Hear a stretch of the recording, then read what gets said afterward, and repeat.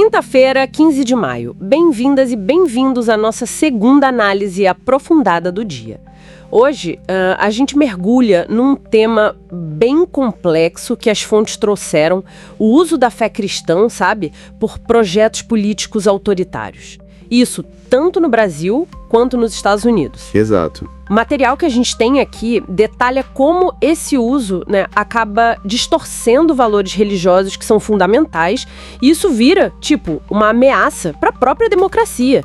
A gente vê alianças se formando, entre líderes religiosos e forças conservadoras. E aí os locais de culto viram quase palanques políticos.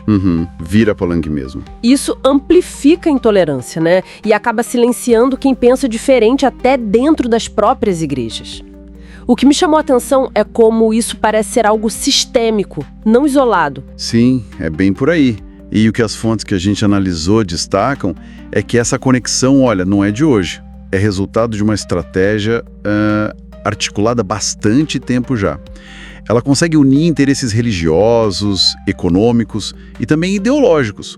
Tudo numa agenda bem clara de controle social e, de ataque às estruturas democráticas. Nos Estados Unidos, por exemplo, as fontes mostram isso lá por fim dos anos 70, na época do Reagan. Foi quando muitos evangélicos fundamentalistas, migraram para o Partido Republicano. E teve empurrão de grupos como a Moral Majority, aquela organização política conservadora cristã bem influente na época. Entendi. E essa estratégia lá dos anos 70 nos Estados Unidos, como é que ela se reflete hoje aqui no Brasil? Além da inspiração geral, claro. As fontes falam de uma circulação de ideias, certo? Exato. Tem uma troca intensa. A gente vê isso no jeito como certos eventos religiosos são usados, viram espaços de formação política mesmo, para a extrema-direita. Tentam normalizar essa influência religiosa nas decisões do Estado, sabe? E aí desafiam o princípio da laicidade. Certo. Um exemplo bem claro disso é como se espalhou a tal da teologia da prosperidade. Aquela ideia de que a fé e as doações trazem riqueza material. Ah, sim. Pois é. E, segundo os materiais, isso acaba individualizando a pobreza, Tira o foco do debate sobre justiça social, sobre as estruturas. E aqui no Brasil, as fontes trazem exemplos bem concretos disso, principalmente nas eleições mais recentes. Sim, as eleições de 2022 são um caso, muito citado nos documentos. Reportagens, investigações do MPT, o Ministério Público do Trabalho. Que fiscaliza as relações de trabalho, Isso, eles revelaram muitos casos de assédio eleitoral. Dentro de igrejas, de empresas. A gente está falando de fiéis sendo coagidos, muita desinformação rolando, ligando o ex-presidente Lula ao diabo, ameaças de inferno. Essas coisas. Pesado. Muito. O MPT chegou a registrar mais de 200 denúncias formais sobre isso. E essa influência não para por aí, ela chega na política institucional. Por exemplo, na LDO, a Lei de Diretrizes Orçamentárias. Que define onde o governo vai gastar o dinheiro. Exatamente. Ela acaba sendo usada como ferramenta ideológica por algumas bancadas religiosas. Mas olha, um ponto que os materiais levantam e que eu achei crucial é que o campo evangélico não é um bloco homogêneo, Tem uma diversidade importante ali. Sem dúvida. E essa diversidade, muitas vezes, é invisibilizada. As fontes mencionam as igrejas históricas, sabe? Comunidades mais inclusivas, coletivos progressistas. Tem gente lutando ativamente por justiça social ali dentro. Um exemplo que os textos trazem é o movimento Cristãos pela Democracia. Surgiu lá em Fortaleza. Interessante. Começou com uma servidora pública evangélica, que começou a acolher pessoas que estavam sofrendo esse assédio político-religioso, sabe? Nossa! E eles defendem a democracia, a liberdade de consciência, mostram um outro lado da fé engajada que resiste a esse uso político. É uma voz de resistência interna bem importante. Essa resistência interna parece ser um contraponto fundamental mesmo, para não generalizar, Exatamente. E aquela rejeição a certas figuras políticas que as fontes mencionam em relação ao Lula por parte de muitos evangélicos, aquilo não foi espontâneo. Foi algo construído, sabe? Ao longo de décadas, com muita desinformação, focando em pautas morais. Para reverter isso, os analistas nos textos apontam que precisa de um trabalho de base, paciente, de diálogo. Entendi. E as fontes também indicam uma outra tendência preocupante, né, de intolerância religiosa ganhando força, especialmente lá nos Estados Unidos. Sim, o material menciona um aumento assim alarmante do antissemitismo nos Estados Unidos, atingiu níveis recordes em 2023, isso segundo dados do FBI que foram citados pelo senador Chuck Schumer. Nossa! E aí tem uma tensão delicada que as fontes observam bem. Uma coisa é a crítica legítima a políticas de governos, como o de Israel. Outra coisa bem diferente são ataques generalizados de ódio a todo um povo, né? Ao povo judeu. É mais uma camada nesse cenário complicado de intolerância. Então, o que a gente pode tirar disso tudo? O padrão que parece emergir das fontes, tanto no Brasil quanto nos Estados Unidos, é esse: da fé sendo meio que sequestrada, cooptada por uma plataforma política que se baseia muito no medo, no moralismo. Isso parece tirar a religião daquele papel de acolhimento, de solidariedade, para promover discursos que dividem, que oprimem. E isso levanta uma questão central que está presente nos debates das fontes, né? Que é a necessidade de resgatar o papel transformador, ético, da fé na vida pública. A gente lembra de figuras históricas tipo Dom Helder Câmara aqui ou Martin Luther King Jr. lá fora, que uniram a fé com a luta por justiça. Uhum. A democracia corre um risco sério quando a religião vira essa ideologia de dominação. O desafio que fica, então, é como construir pontes, como dialogar com aqueles setores religiosos que estão comprometidos com direitos humanos, com a pluralidade, e, ao mesmo tempo, como desmascarar esses projetos autoritários que se escondem atrás de um discurso religioso. Porque, nessa disputa pelo sentido da fé na sociedade, ficar em silêncio pode ser interpretado como um consentimento. Fica aí a reflexão pra gente. Bom, faremos um breve intervalo.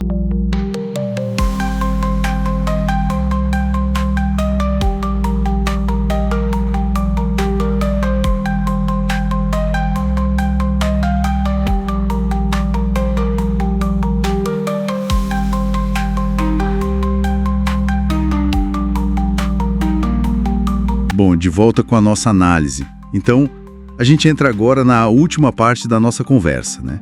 Focando em como é que as igrejas cristãs aqui no Brasil estão navegando essa questão ambiental que é bem complexa. Bem complexa. Temos visto avanços, sim, mas também bastante resistência e até umas disputas assim interessantes nessa relação entre fé e ecologia.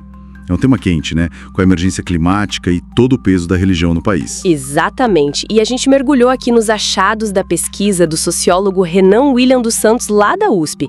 Ele mapeou justamente essa dinâmica, sabe? Entre 1970 e 2024. Um período longo? Sim. E, olha, é importante dizer, o estudo não entra no mérito teológico, tá?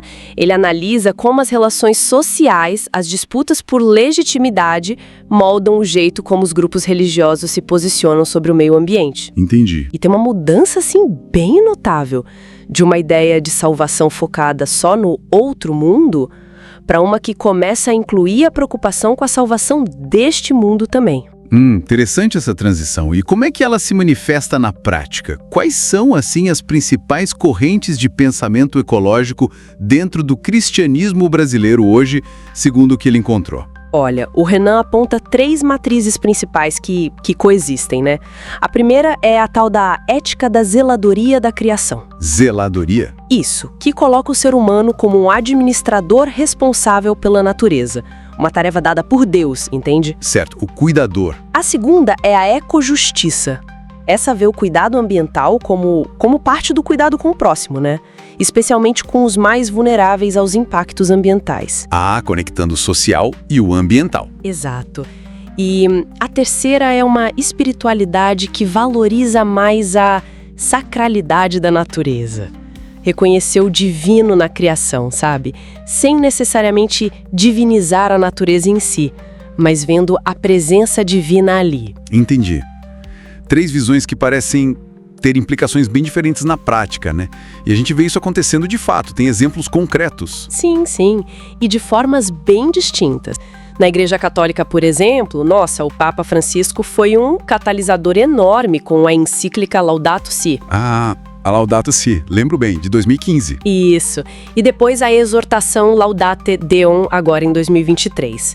Ele popularizou muito essa ideia de conversão ecológica. Uhum. E aqui no Brasil, a CNBB, né, a Conferência dos Bispos, também tem enfatizado muito essa conexão inseparável entre crise ecológica e crise social, apontando para um modelo econômico que eles consideram insustentável. Essa articulação na católica parece bem influenciada pela hierarquia centralizada deles, né? Mas e aí? Como essa questão ambiental reverbera no universo evangélico, que a gente sabe que é bem mais fragmentado? Pois é, apesar dessa fragmentação toda e de resistências conhecidas, é preciso dizer que há progressos sim, são significativos.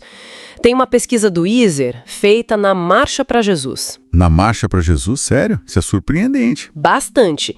Revelou que 70% dos entrevistados lá admitem a responsabilidade humana nas mudanças climáticas. 70%? Nossa. E defendem que as igrejas deles atuem mais nessa área. E a gente vê exemplos concretos, tipo a Igreja Cristã Maranata, investindo em energia solar, eliminando descartáveis, ou a Igreja de Jesus Cristo dos Santos dos Últimos Dias, promovendo reciclagem, uso consciente de recursos. Interessante. Mas esses 70% na marcha, essa disposição encontra eco nas lideranças? A estrutura mais descentralizada dos evangélicos não acaba sendo um obstáculo para uma ação mais coordenada? Sem dúvida. A estrutura é um fator-chave, né? A hierarquia católica permite que diretrizes lá do Vaticano, como as do Papa Francisco, tenham uma penetração maior, mesmo que enfrentem resistências locais. Claro. Já no campo evangélico, a autonomia das igrejas locais, a centralidade da figura do pastor, tudo isso dificulta ter uma agenda ambiental unificada. Muitas vezes a iniciativa fica por conta de um membro mais engajado, sabe? O irmão do meio ambiente. Isolado, talvez. Exato, sem um respaldo institucional forte, sem cooperação entre denominações vizinhas, que muitas vezes até competem entre si por fiéis, né? Essa dinâmica interna me leva a outra questão. Essa pauta ambiental não acaba sendo usada também como ferramenta em disputas religiosas? Com certeza. A pesquisa do Renan mostra isso claramente.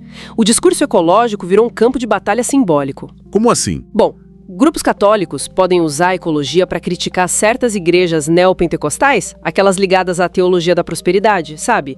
Que associam bênção divina com riqueza material. Ah, entendi. Uma crítica indireta. Exato. Por outro lado, alguns setores evangélicos podem acusar os católicos de usar pauta ambiental só como fachada para outros interesses. E tem um ponto gravíssimo, que é o racismo religioso. Quando práticas de matriz afro-brasileira, tipo oferendas com elementos naturais, são rotuladas como prejudiciais ao meio ambiente. É um uso seletivo e discriminatório do argumento ecológico, né? Nossa, isso é sério. Fica claro, então, que o discurso ambiental está presente, sim. Mas a aplicação é super complexa, cheia de nuances e até instrumentalizada. Qual seria o saldo disso tudo? O panorama atual dessa relação fé-ecologia no Brasil? Olha, o ponto que eu acho fascinante é perceber que a valorização discursiva do meio ambiente parece que se firmou, sabe?